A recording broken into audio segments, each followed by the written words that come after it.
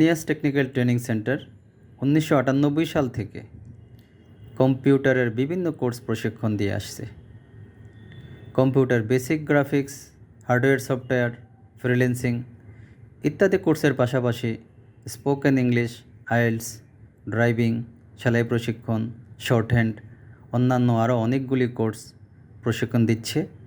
আপনাদের যদি উল্লিখিত কোর্সগুলো থেকে কোনো একটা কোর্সের প্রয়োজন হয়ে থাকে, সরাসরি আমাদের অফিসে যোগাযোগ করার জন্য অনুরোধ করা গেল। ধন্যবাদ।